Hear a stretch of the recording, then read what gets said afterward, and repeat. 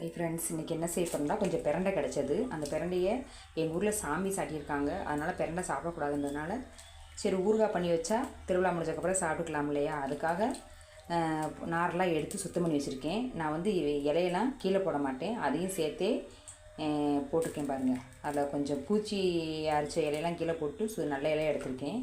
இதுக்கு இப்போ என்ன செய்ய பண்ணுறா, அடுப்பு காஞ்சிடு, அடுப்பில் சட்டியை வச்சு ஆயில் ஊற்றிக்கலாம்.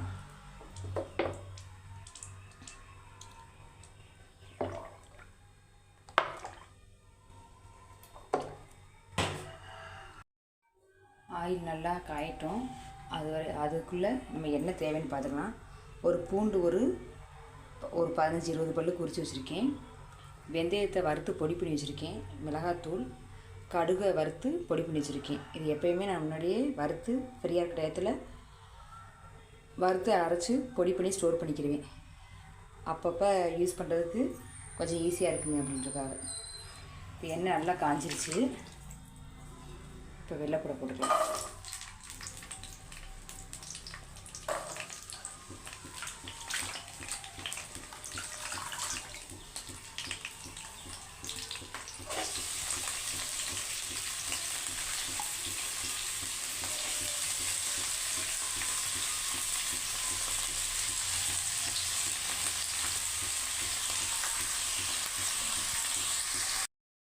இதுக்கு ஒரு லெமன் அளவுக்கு பழைய புளியாக எடுத்துருக்கேன். பழைய புளி தான் கொஞ்சம் நல்லா டேஸ்ட்டாக இருக்கும். அதையும் போட்டு நல்லா வதக்கி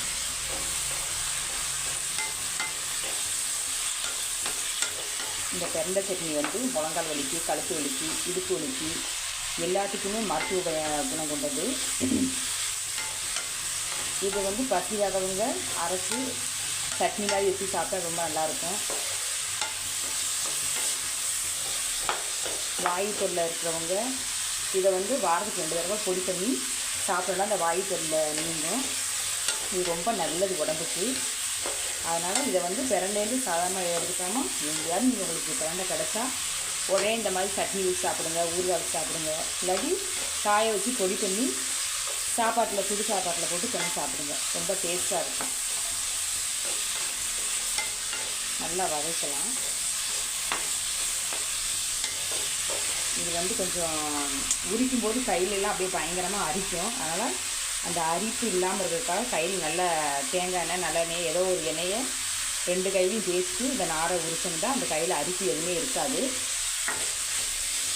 நல்லா வதக்கணும். இல்லைன்னா அந்த நாக்குலேயும் அந்த மணமணந்து ஒரு மாதிரியாக அரிப்புத்தன்மை உண்டாகும்.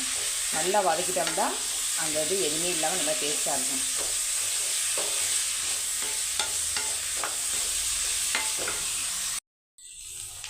நல்லா வதங்கிடுச்சு. இப்போ அடுப்பு ஆஃப் பண்ணிவிட்டு கொஞ்சம் நேரம் ஆற விட்டுக்கலாம். ஆறினதுக்கப்புறம் அரைச்சிட்டு வந்துடலாம். நல்லா ஆறிடுச்சு.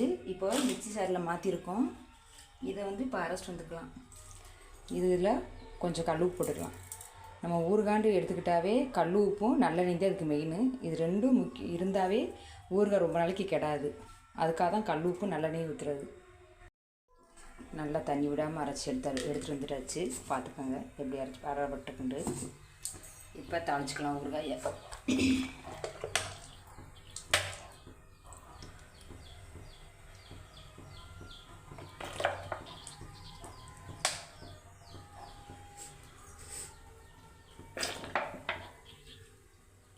ஒரு 50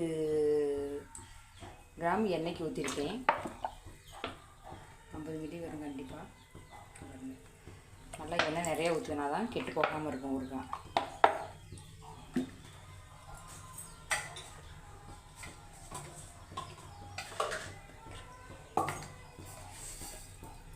கடுகு போட்டுக்கலாம். கடுகு நல்லா வெடிச்சிருச்சு. இப்போ கருவேப்பிலை போட்டுக்கலாம்.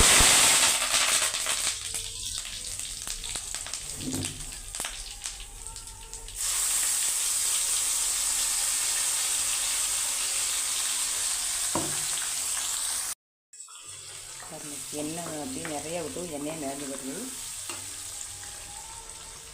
பெருங்காயத்தூள் போட்டுக்கலாம் 1 ஸ்பூன்.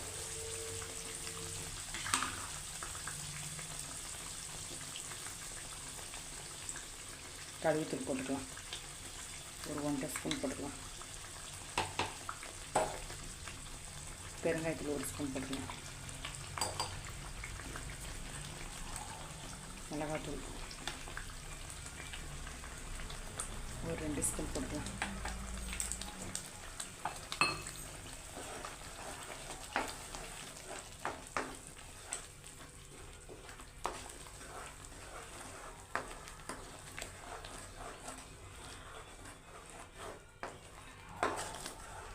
சிம்லேயே இருக்கட்டும்.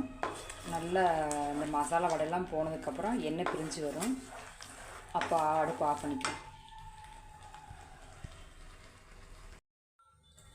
இதில் கொஞ்சமாக வெல்லம் சேர்த்துக்கலாம்.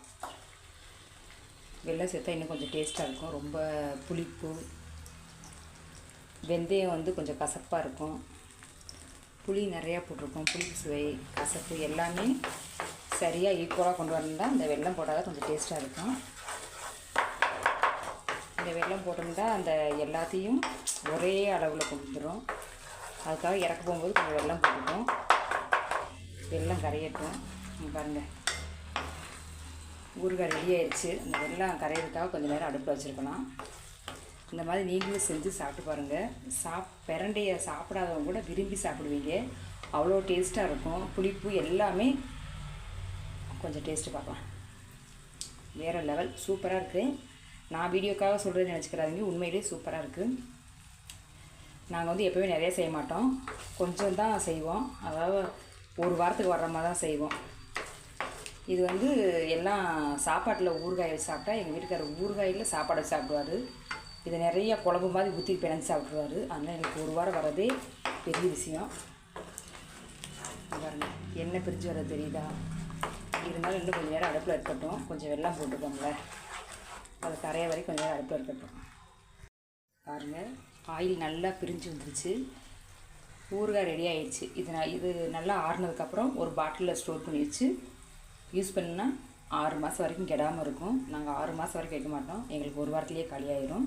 இந்த மாதிரி நீங்களும் செஞ்சு பாருங்கள். பிரண்டை ரொம்ப உடம்புக்கு நல்லது.